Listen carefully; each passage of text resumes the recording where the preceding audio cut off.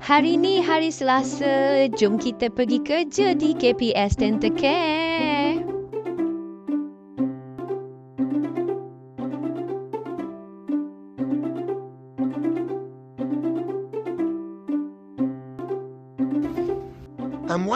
Wani pen apa tu Nabila?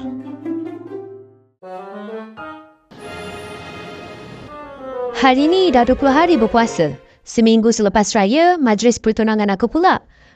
Cepatnya masa berlalu. Apa lagi yang belum settle Baju dah, cincin dah, bakal tunang pun dah ada. Alamak, gigi macam kuning je ni. Tak cantik lah nanti dalam gambar. Macam mana nak buat? Dekat KPS ada buat kempen select cantik before raya lah.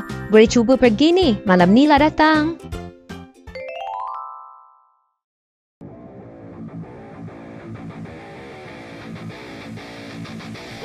Alamak doktor, gigi saya ni kuning lah doktor sebab banyak saya minum kopi ni.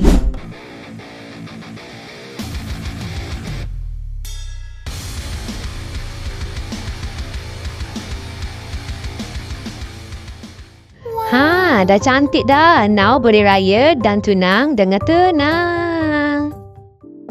Lepas buat rawatan, kena pergi kaunter pula. Ini staff ni nama dia Alia. DSP sangat bagus ya. Dan ni nama dia Umay.